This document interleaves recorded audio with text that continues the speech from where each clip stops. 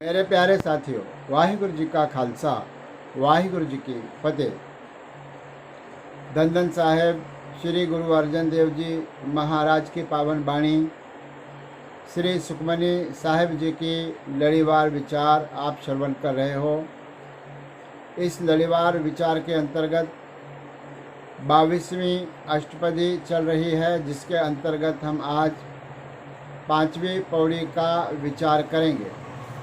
इस 5वीं पौड़ी के अंदर सदगुरु सच्चे पातशाह महाराज हमें क्या उपदेश कर रहे हैं, आओ चित्त वृत्तियों को एकाग्र करके हम इस पौड़ी का जो भाव अर्थ है वह श्रवण करें।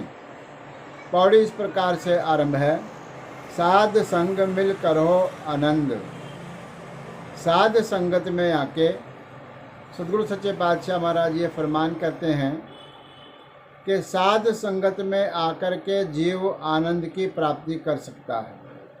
साध संग मिल करो आनंद। सत्संगत में आकर के जो आत्मिक आनंद है, हमें जो पदार्थ के ऊपर आधारित नहीं है, डिपेंड नहीं है, वह भावना के ऊपर डिपेंड है। वह भावना के ऊपर जो आनंद है उसकी प्राप्ति सत्संग में आकर के या साध संगत में आके इस जीव को, मनुष्य को प्राप्त होती है।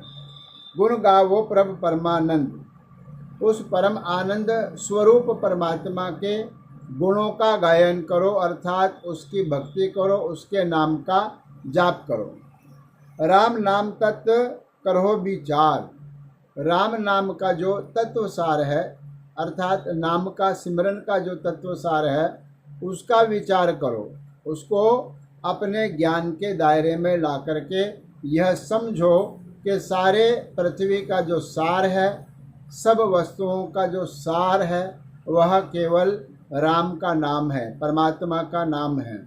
यह सब मिलकर के विचार करो। दुर्लभ देह का करो उद्धार। इससे क्या होगा? जो दुर्लभ देह है, 84 लाख योनियों के भटकन के बाद जो हमें दुर्लभ देही अर्थात यह मनुष्य देही प्राप्त हुई है, इसका उद्धार करना है। अगर अभी नहीं करोगे तो फिर 84 लाख योनियों के अंदर तुम्हारी आत्मा भटकती रहेगी और उसके पश्चात फिर यह दुर्लभ देही आपको प्राप्त होगी, जिसके अंदर करोड़ों वर्ष लग सकते हैं। इसलिए इसी जन्म के अंदर इस दुर्लभ देह का उद्धार करने का कोई उपाय करो। अमृत वचन हर के गुण गाओ।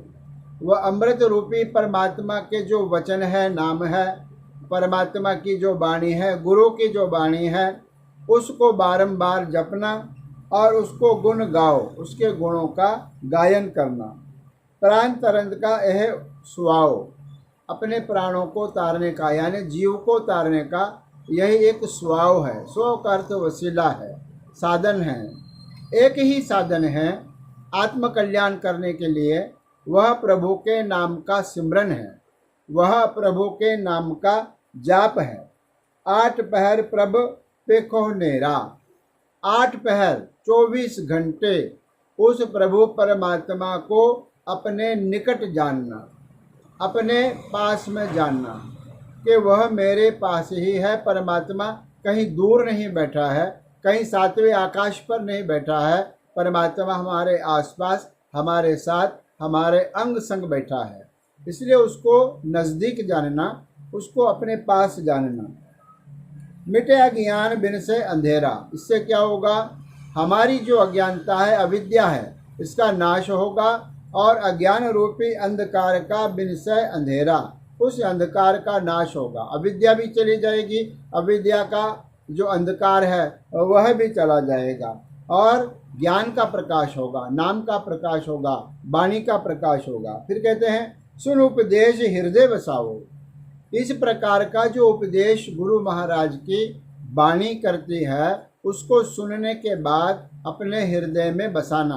केवल सुनना नहीं है, सुनना बहुत अच्छी बात है, लेकिन सुन के उसको हृदय में बसाना उससे भी श्रेष्ठ है, उससे अच्छी बात है। अंतिम पंक्ति में कहते हैं मन इच्छे नानक फल पावो। अपने मन की जो इच्छा है उसका फल गुरु महाराज तुम्हें बख्शिश करते हैं। नानक फल पाओ।